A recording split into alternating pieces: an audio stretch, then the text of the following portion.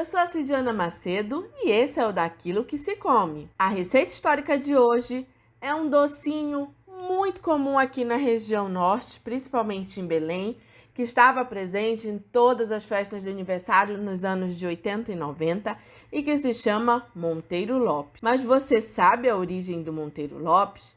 Bem, primeiramente é importante dizer que existe muito folclore em torno da história e origens sobre o Monteiro Lopes. Uma delas fala justamente que teria surgido de uma rivalidade entre dois padeiros, Manuel Monteiro e Antônio Lopes, cujos estabelecimentos estavam localizados no entorno do Ver-o-Peso. Um fazia o biscoito com chocolate e o outro fazia o biscoito branco. E que após o casamento dos seus filhos, eles teriam unidos os dois biscoitos e batizado de Monteiro Lopes em alusão ao sobrenome das famílias. Contudo, é importante dizer que tal história faz parte do folclore em torno do biscoito, já que não existe uma data específica para o surgimento do Monteiro Lopes e nem precisão quanto ao seu criador ou criadora. Historicamente falando, é possível pensar que o Monteiro Lopes tem influências portuguesas. Em Portugal, na região de Extremadura, existe um biscoito tradicional muito semelhante à base do Monteiro Lopes. Eles recebem o nome de areias e levam na sua composição trigo, açúcar, manteiga ou banha. Ele ainda é polvilhado com açúcar e canela e o formato é redondo.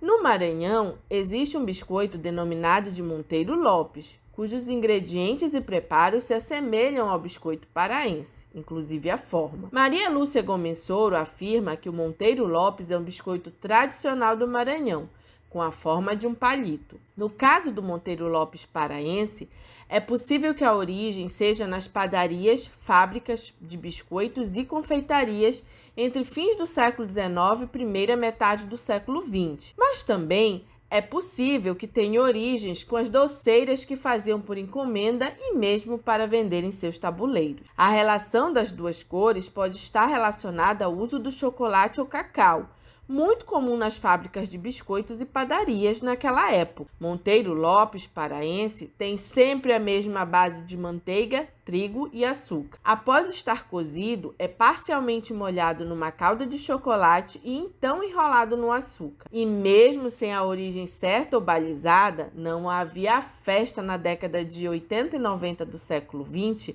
em que não tivesse uma grande bandeja de Monteiro Lopes. O Monteiro Lopes já faz parte da identidade alimentar de muitos paraenses. E você, quer aprender uma receita de Monteiro Lopes da minha família? Então vem comigo.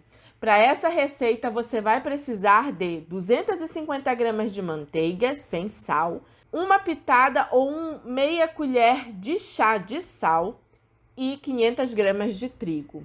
Além disso, para a calda você vai precisar de uma xícara de açúcar, uma xícara de chocolate em pó, uma xícara de água. Bem, para a massa, você vai misturar a manteiga, que tem que estar em temperatura ambiente, com o sal e o trigo. E vai colocando esse trigo aos poucos e amassando bem. Quando a massa estiver bem homogênea e bem fofinha, ela fica por vezes um pouco quebradiça, mas ela fica bem homogênea e bem fácil de se trabalhar.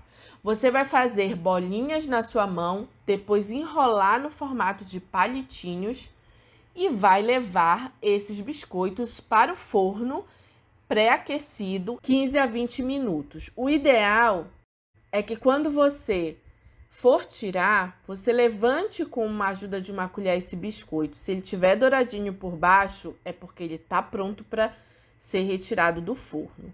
Então, você vai deixar ele descansando um pouco, esfriando, e você vai fazer essa calda. Para essa calda, você vai misturar o açúcar, o chocolate e a água e vai levar ao forno quando ela estiver bem misturada. Assim que ele levantar fervura, você apaga, espera esfriar e vai molhando cada um dos biscoitos pela metade nessa calda e em seguida passando no açúcar.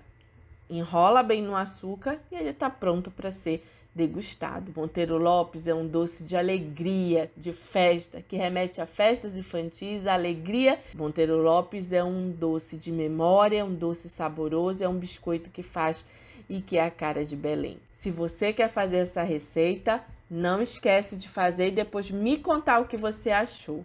Dá o seu joinha aqui, ativa o sininho para não perder nenhuma das nossas receitas históricas. Eu sou a Cidiana Macedo, trazendo mais uma receita histórica.